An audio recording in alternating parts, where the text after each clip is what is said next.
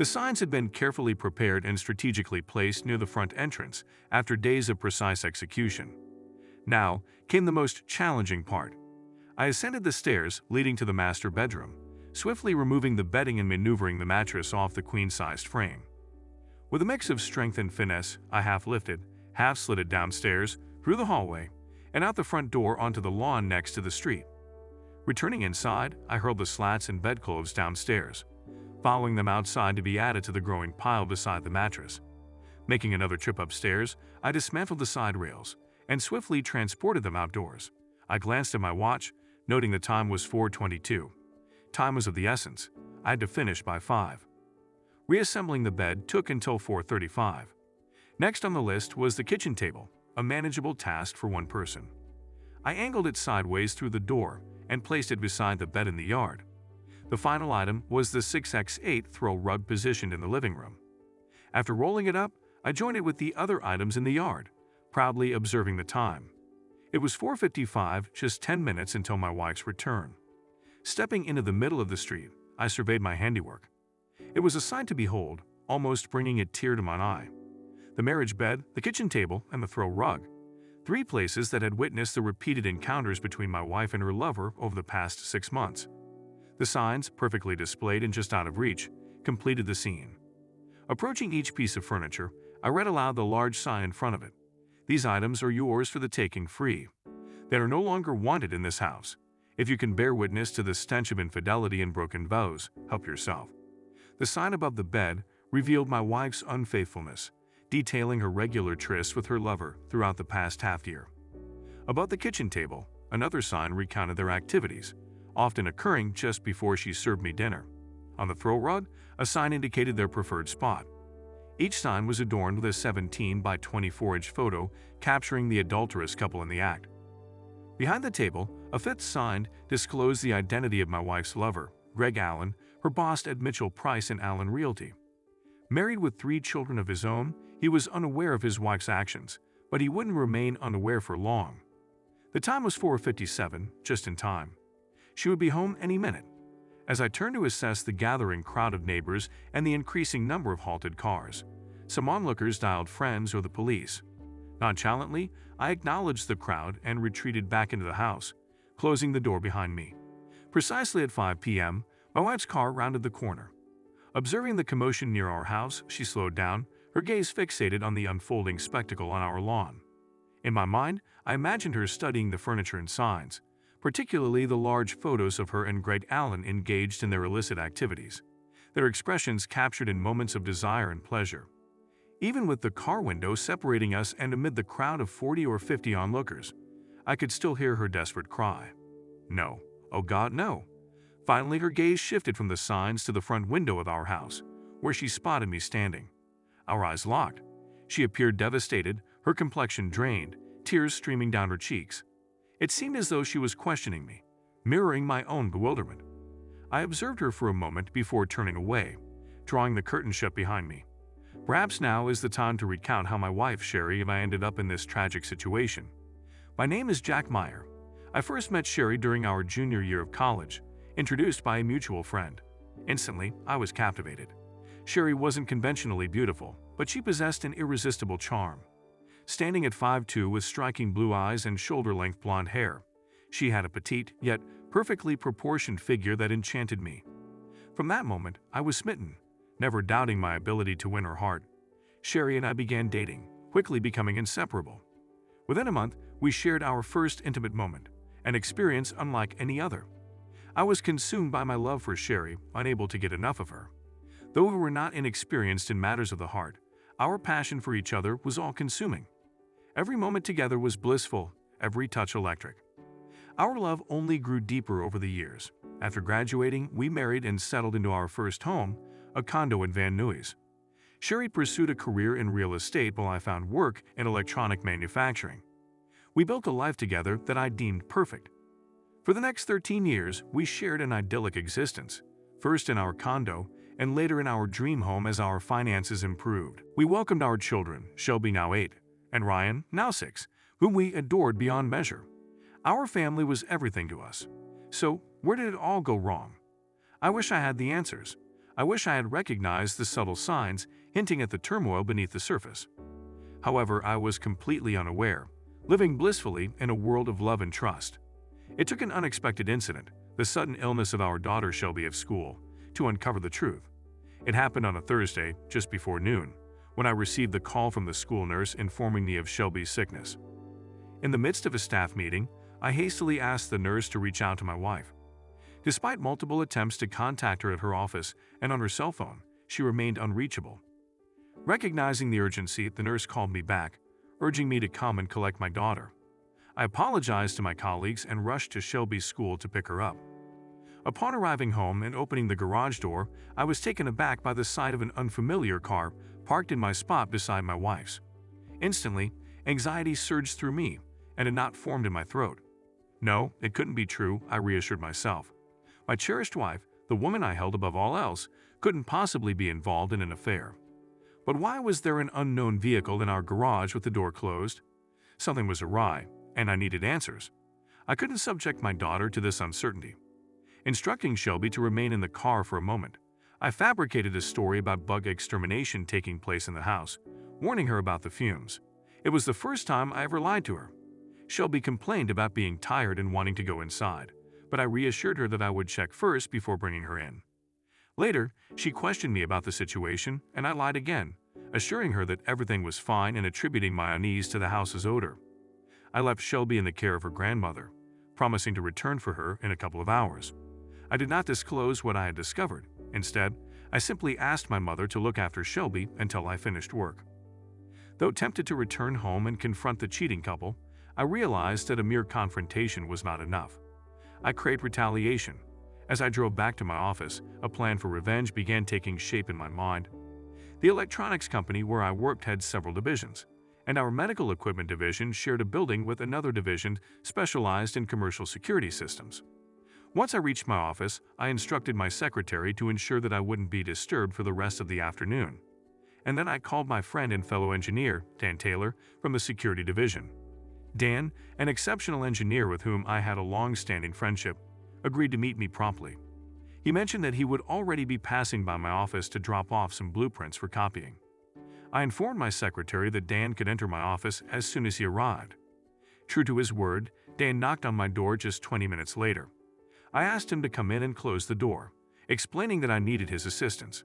Upon seeing my distressed appearance, Dan remarked that I looked as if I had seen a ghost. In response, I recounted the shocking discovery I had made earlier. I told Dan how I had caught my wife and her boss engaged in an affair in our own bedroom. Despite his disbelief, I assured him that it was true, detailing the exact moment I found them together upon returning home to pick up our daughter from school. However, at that time, I refrained from confronting them, prioritizing my daughter's well-being by quietly leaving and taking her to my mother's house. Dan expressed his sympathy and inquired about my plan moving forward. I admitted my uncertainty but stressed the importance of gathering evidence. I mentioned my intention to obtain audio and video recordings of their encounters. I sought Dan's help in acquiring discrete security cameras and microphones to be placed around the house. Dan raised the question of whether this incident was an isolated event, suggesting that it might not happen again.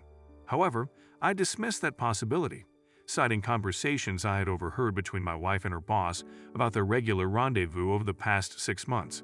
I explained my reasoning, highlighting the lack of alternative locations and the convenience of our empty house during working hours. After a few more minutes of discussion, we delved into the specifics. Dan informed me of a new line of wireless miniature cameras and microphones that were compatible with my laptop or home computer. Additionally, he had a small voice-activated recorder that could discreetly be placed under my wife's car seat to capture any conversations she might have while driving. Although it would only record her side of the conversation, it was better than nothing. I expressed my gratitude and informed Dan that I would collect everything from his office the following day. Returning home that evening proved to be the most challenging task I had ever faced. I wasn't sure if I could face my wife and pretend that nothing had happened.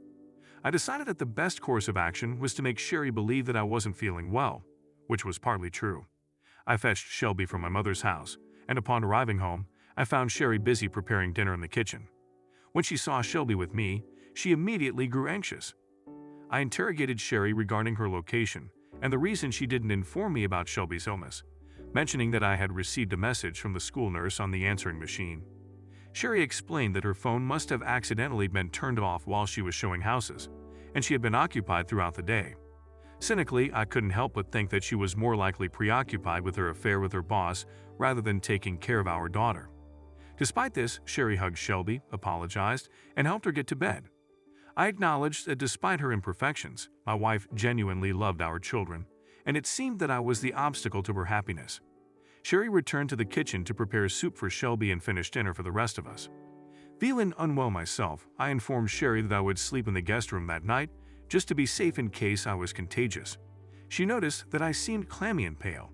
Silently, I recognized the irony of feeling unwell after discovering my wife's affair. Without saying a word, I headed upstairs, dreading entering the master suite but needing my grooming supplies, toothbrush, and work attire for the next day. Despite my discomfort, I forced myself into the room. The window was open, and the scent of recent lovemaking had dissipated. The bed was neatly made, indicating that she must have changed the sheets. It pained me to look at it, as all I could envision was her boss making love to her, whispering sweet promises about their eternal exclusivity. Anger surged within me, but I suppressed it. I needed to remain composed until I could unleash havoc upon both of them, and I would. That much was certain. I gathered my belongings, retreated to the guest bedroom, and closed the door behind me. Stripping down to my underwear, I climbed into bed. My body felt tense, and although I wanted to let the tears flow, I stifled the urge. I had a mission to accomplish, and I couldn't allow my emotions to interfere. For hours, I lay in the darkness, sleep eluding me. After taking care of the children and putting them to bed, my wife entered the room. Pretending to be asleep, I felt her touch my forehead before she left the room and closed the door behind her. Sherry usually took care of taking the kids to school, so I rose early, showered, and left the house before she woke up. While it might have seemed unusual to her, I could simply attribute it to making up for lost time from when I felt unwell the previous day. Frankly, I didn't care much about her opinion at this point. All I wanted was to be free, but free from what? Up until yesterday, I believed it was a blissful marriage based on lifelong loyalty, honesty, and commitment. How painfully mistaken I was.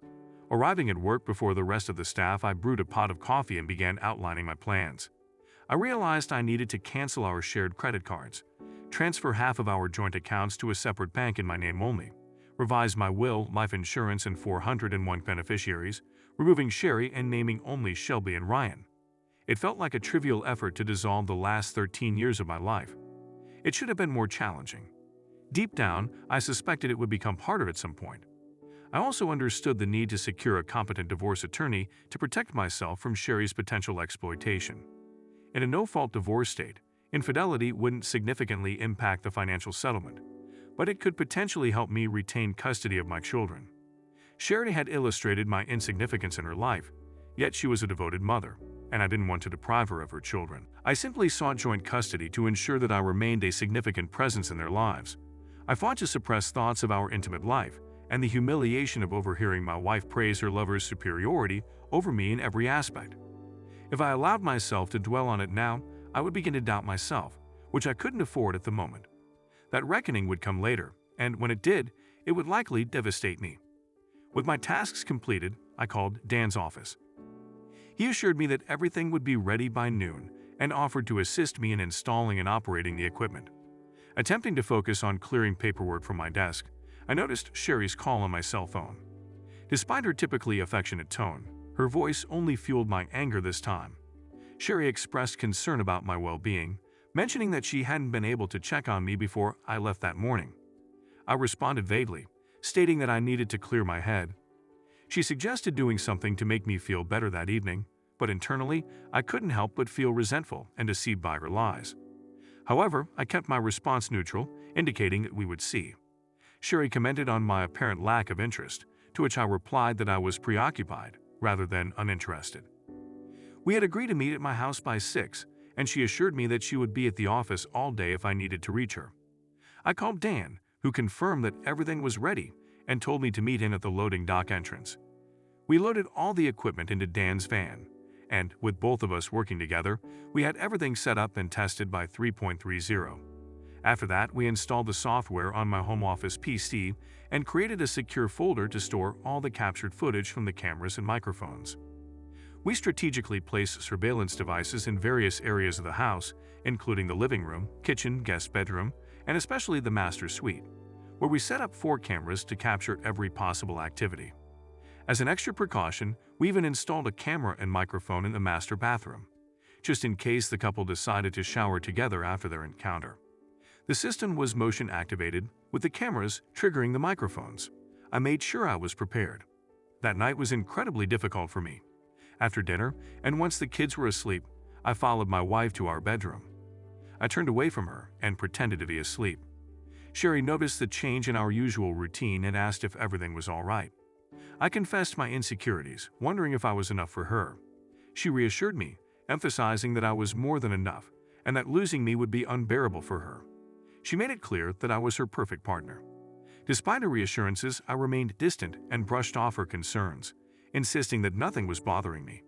I pretended to be exhausted, closed my eyes, and tried to sleep. Later, I could hear Sherry softly crying. I felt no sympathy for her, but I wondered if her tears were born out of shame for her actions, or because she felt mistreated by me once again. I woke up before her and took the opportunity to slip a voice recorder beneath the seat of her car. I also reviewed the video and audio recordings from the installed surveillance equipment, confirming that everything from the previous night was captured clearly, even in the dim lighting of our bedroom. Initially, Sherry was a bit distant, mentioning that I had said some hurtful things the night before. Then she gave me a quick kiss on the cheek, and her demeanor shifted to cheerfulness. Perhaps it was because of her plans with her boss later that afternoon. I poured her a cup of coffee and informed her that I would be locked in my office all day. She mentioned having to show several homes that afternoon and expressed confidence in making a significant sale, but she assured me that she would be able to pick up Shelby and Ryan after school. With a peck on her cheek, I headed towards the garage door. Sherry reminded me that I had forgotten to say "I love you."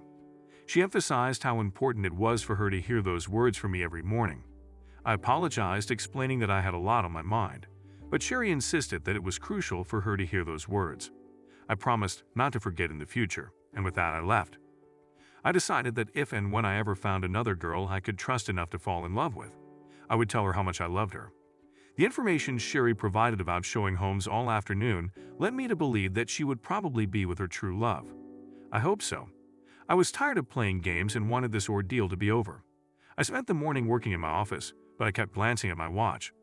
Finally, at noon, I told my secretary that I would be gone for a few hours and set my plan in motion. I borrowed a company van and parked across from my house, waiting to see what would happen. It wasn't until almost 1 o'clock that I saw Sherry's car arrive, open the garage door, and park in her usual spot. When she entered the house without closing the garage, I figured she was either leaving again or expecting someone. 10 minutes later, I realized she was expecting someone when the same car from the day I caught them pulled into the garage, taking my place just as he had taken my place in my wife's life. I saw him get out of the car, and the garage door closed. I had to give them credit. They had the audacity to meet in my house in my bed to carry on their affair. It only proved that they thought they wouldn't get caught, or that they didn't care. Well, they would soon find out they were wrong. They were caught. And I would make sure they both regretted their betrayal with the final proof of my wife's infidelity. As I saw everything unfold, I couldn't hold back the tears any longer. For 13 years, I had believed that my loving wife would never cheat on me, just as I would never cheat on her. But with the tears came doubts. Was he a better lover? Perhaps more attractive, but neither of us was exceptional. Why would they risk their marriages like this? I desperately wanted to confront them, but what would it achieve? I would catch them, but I had already done that once. Would it make me feel better to confront her lover? Yes, but I would likely end up in jail. By this point, neither of them were worth it. My only uneasy thought was how all this would affect the children, both mine and his, since I was ready to face him the same way he faced me. By 2:30, they should have finished everything, because the garage doors opened, and 15 minutes later he left. My wife did the same, closing the garage door behind her. I knew she'd be home with the kids by 33, so I quickly parked in the garage and headed to my home office. I didn't want to watch all the videos. I just wanted to make sure that the evidence was safely stored on my hard drive. After 10 minutes, I had enough. It wasn't an exact copy of their previous meeting, but it was clear what was going on. They started by making love on the kitchen table where I usually eat. They joked about how many times they doubted if I was aware that I was having lunch where he was so often in close contact with her. They then moved into our bedroom, although her lover offered to use my daughter's room for a change of scenery. My wife categorically refused, saying that the children's rooms could not be involved in this. Although she had her principles, as it turned out, they did not concern me. They continued their studies in the bedroom. I noticed that none of them expressed love, but my wife continued to praise her boss as the best lover in her life. However, I couldn't figure out why they then moved to the carpet near the fireplace in the living room and continued when they were done. It seemed strange to me that she did not change the sheets, assuming that she would do so when she returned with the children at 33. She had plenty of time to ventilate the room and clean up the tracks. I rarely came home before 6 and had already received the necessary evidence on my hard drive. So I turned off the system and left the house without checking the alleged mess on our marital bed. I had enough of what I saw, and although my heart was disfigured by my wife's attitude, I still felt sick, which was soon replaced by anger and hatred. I might even have smiled, knowing the hell that was about to break out on their changing heads. When I got back to work, I told Dan everything that had happened. He, like me, couldn't understand how a seemingly loving wife like Sherry could do what was now obvious. Not only did she break our sacred vows, but she also did everything possible to humiliate me in front of her lover, always confirming his superiority. All these thoughts plunged my soul into a deep abyss of pain and despair, from which I knew I had to get out in order to complete my task of destroying them both. I needed to find a good divorce lawyer, and Dan suggested that I contact a law firm that the company recommended. I talked to a corporate lawyer who gave me 3 names of divorce lawyers known for defending husbands' rights. The first of them was retiring and did not accept new clients, but the second agreed to meet with me the next day at 3 o'clock. Having dealt with this, I decided to deal with canceling credit cards, changing beneficiaries, and transferring funds the next morning. When I got home that night, Sherry was cooking dinner in the kitchen, and the kids were doing their homework in their rooms. She was wearing a yellow summer dress and looked beautiful. For a moment, I thought my heart would break again. She was smiling and seemed so happy that I assumed it was her usual afternoon mood. She greeted me and asked about my day, mentioning that her day was great thanks to the deal. I replied with a little interest, realizing the reason for her happiness. I asked if anything else noticeable had happened that day or if she had met interesting people. She denied it, saying she was focused on work in order to return home to her family. Despite her assurances, I couldn't get rid of my suspicions about her affair when I went upstairs to change clothes. While changing, I noticed that the sheets had been replaced and the room was ventilated. Back in the kitchen, I mentioned the water on the bathroom floor and asked if she was taking a shower at the time. She reacted fearfully and denied it, suggesting that it might be a blockage in the pipes. I thought about the possibility that someone broke into the house for a date and took a shower afterwards, and it seemed to alert her. She tried to brush it off with humor. During dinner, the conversation was minimal. I surprised Sherry by swapping places with her, prompting her to ask a question about the reason for the change. I explained it as a desire to change the situation. She looked puzzled and ate little, mostly moving the food around the plate. During dinner, the children talked about their day, but Sherry and I listened more, sometimes making comments. After we all helped clear the dishes, I returned to my office to work on my project.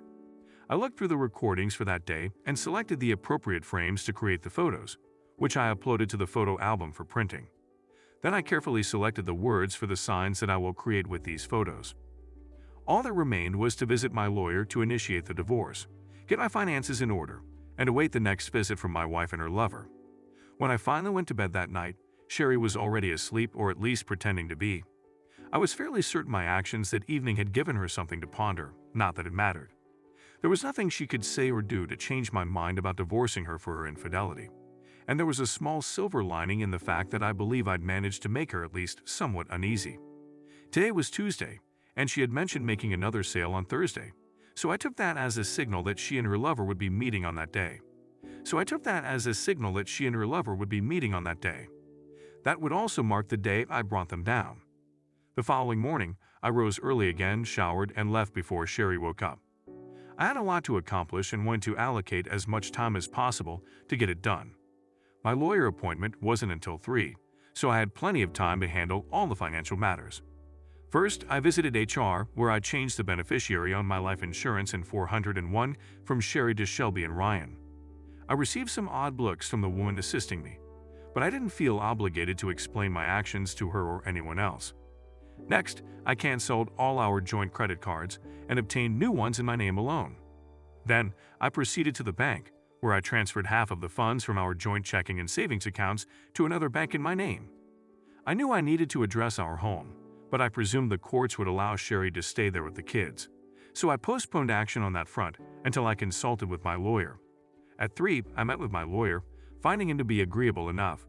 He cautioned me that since we were in a no-fault state, Sherry would likely get custody of Shelby and Ryan, and I'd lose the house and half of everything else to my wife, even with proof of her infidelity. I instructed him on how I wanted the petition written, and when he expressed doubt about my chances of taking nearly everything from her, I reassured him. I was confident I could persuade her to agree to whatever I wanted. He wasn't pleased, but he complied with my demands, assuring me he would have everything prepared for her to be served Friday morning. I also had him draft papers to file against her boss and his company for intentionally wrecking my marriage. Those documents would also be ready by Friday morning. I was prepared. When I returned home that evening, I kept my demeanor cool towards Sherry. Frankly, I had reached my limit and just wanted the whole ordeal to end so I could move on with my life. I knew there was still a lot of pain and heartache ahead, but I acknowledged there was no turning back. Besides, I'd finally be sharing the anguish and misery with my unfaithful wife and her despicable lover. After a subdued dinner with minimal conversation, I retired to my study, printed the photos of the lovers I intended to use, and crafted the signs without interruption. I also found time to compose a letter to Greg Allen's wife, enclosing prints of the large photos I planned to use on the posters, informing her that I had plenty of video evidence to provide her in case she decided to divorce her husband, as I was divorcing mine. Shortly after 11, I went to our bedroom to ensure Sherry was asleep, then made my way to her car, retrieved the voice-activated recorder from beneath her seat, rewound it, and listened to its contents. I overheard one side of a conversation that sounded like it was with Greg. The caller expressed gratitude for their time together that afternoon and mentioned missing Greg after they were together. They discussed the idea of spending a whole week together and fabricated a story about a real estate convention they must attend. The caller mentioned having to give Jack occasional attention to keep him happy, but expressed a desire to be exclusively with Greg. They confirmed plans for Thursday afternoon and ended the call. I was taken aback to discover that her words didn't sting as much as they had in the past. Perhaps there was still hope for me after all. Little did she realize how soon she would belong solely to him forever, and the knowledge that I was just one day away from dismantling their comfortable lives filled me with a sense of satisfaction. Revenge, I was realizing, wielded formidable power. I swapped out the tape with a fresh one and returned the recorder under her seat, hoping it would capture evidence of her anguish the next day when her world crumbled. I hardly slept a wink that night, not because I was heartbroken. I had surpassed that. No, my sleeplessness stemmed from the anticipation of everything I hoped would unfold the following day. For the last time, I rose from bed. While Sherry continued to slumber, I stood gazing at the woman who had once been my love, the mother of my children, the woman I had imagined spending the rest of my days with. Tears welled in my eyes as I realized I had shared my bed with her for the final time. Never again would our bodies entwine in passion. Never again would we cuddle or discuss our future. Our future was non-existent, and as I turned away from her and departed, I pondered whether she comprehended the toll she was about to pay for betraying me. She likely didn't, but she would soon learn. After showering, I left the house, stopped for breakfast at a diner, then briefly swung by work to inform my secretary of my absence for the day. I phoned Dan and briefed him on the impending events. He wished me luck, cautioned me to be cautious, and requested that I keep him updated on the proceedings. I made a brief visit to my lawyer's office to ensure all was in order for serving my wife and Greg Allen the following day. Following that, I called my wife to arrange picking up the kids from school. My mother had expressed a desire to have them for the long weekend, since they had no school on Friday. Thus, I planned to swing by the house around 3:45 to gather some belongings and transport the kids directly to Mom's. She enthusiastically approved, even suggesting we spend Saturday in bed together in her most seductive tone. I agreed nonchalantly before ending the call. I had reached a point where I couldn't tolerate her deceit any longer. I took my time returning home. By 12:30, I was parked nearby, awaiting the imminent events. My car was mostly concealed from view, but I had a clear line of sight to any vehicle entering my driveway. I didn't need to witness the garage door's movements. My wife and her lover were nothing if not predictable, and I was familiar with their routine. At 12:50, Sherry's car rolled into the driveway, followed 5 minutes later by Greg Allen's. The trap was set, and I was poised to ensnare them. I should have felt anguish knowing my wife and her boss were engaging in pleasure in our marital bed while I waited around the corner for them to finish. Yet, she had lost her ability to inflict pain upon me. It was astonishing how composed I felt as I envisioned the activities I knew they were engaging in together. It was almost reminiscent of recalling a low-budget adult film, lacking in substance, but with a satisfying conclusion around 10 minutes to 3. I observed Alan's car reverse out of the driveway and depart. 10 minutes later, Sherry followed suit.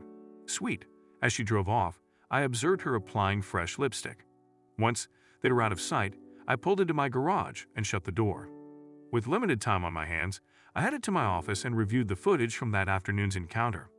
Everything was captured, including the hurtful insults about his superiority in bed compared to me. However, this time, their words didn't affect me. After ensuring the footage was securely stored on my hard drive, I spent the next 10 minutes carrying my handcrafted signs, adorned with their photographs, upstairs and positioning them near the front door for easy access. Then, I packed essentials like a toothbrush and clothes for Shelby and Ryan into my car. The only remorse I felt about my impending actions was for the pain I was about to inflict on my beloved children. Yet I found solace in knowing I hadn't caused the pain of their parents' separation. That responsibility rested solely on their mother's shoulders. She chose to engage in a prolonged affair, ultimately tearing our family apart. At 3:15, I drove to their school and was waiting when the final bell rang to pick them up. I informed them they'd spend the weekend with Grandma, which thrilled them given her penchant for spoiling them. 45 minutes later, I dropped them off and returned home, ready to set my plan in motion. And thus, we come full circle to where we began: bed, table, and rug displayed on the lawn adorned with signs, watched by neighbors, awaiting Sherry's return to the dreadful truth that I held all the knowledge. That night, I expected to hear from Sherry, but I didn't. There was a late call from her cell phone, but when I answered, silence greeted me. An hour after Sherry departed, the police paid me a visit. While understanding, they insisted I remove the signs and photographs to avoid disturbing the peace and public indecency charges. I complied. They served their purpose, peace, and public indecency charges. I complied. They served their purpose, seen by my wife, and from the look on her face before I turned away, I knew her life had begun its descent into chaos. That evening I drowned my sorrows in a substantial amount of Maker's Mark and drifted into an alcoholic stupor.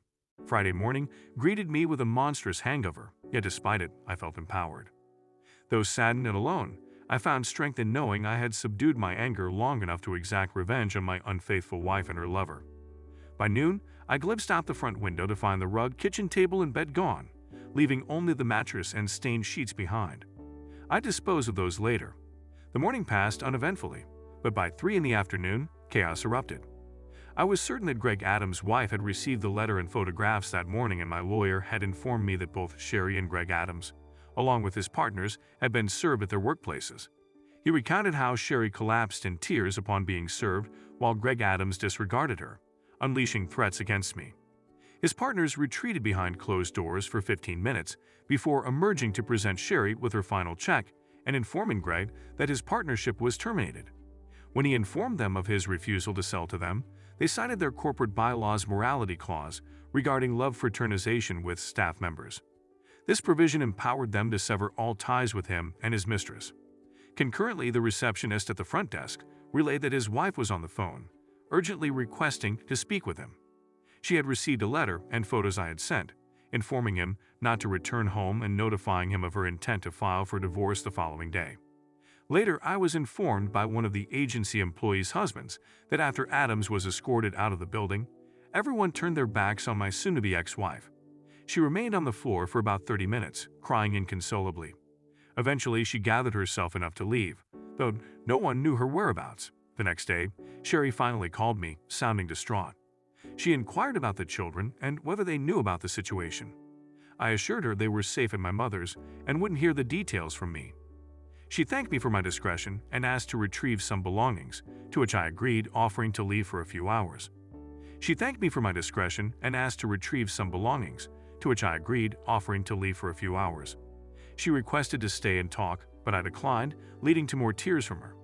She pleaded for my understanding, expressing remorse and claiming she never intended to hurt me. I laughed at her apology, questioning how she could claim innocence when she had expressed love and longing for her lover, comparing him favorably to me. I accused her of betraying me with her words to him, saying I had recordings of her confessing these feelings. Despite her denial, I insisted that her words were recorded and nothing she said could change how I felt about her. She professed her love for me, claiming she had always loved only me, and didn't understand why she said those things to Greg. She explained that she had done it to boost his ego, because he complained about his wife. I questioned her explanation, pointing out that she had torn me down to him and had lovemaking with him for 6 months. She insisted she never meant to hurt me and didn't mean any of it. When I pressed her for an explanation, she admitted that it felt dirty with Greg and that she felt she should be dirty with him, keeping it separate from what she had with me, which she described as loving and clean. I expressed disbelief at her actions and called her sick, admitting my own foolishness for not seeing it sooner. She begged for a chance to make it right, insisting that she loved only me and belonged to me.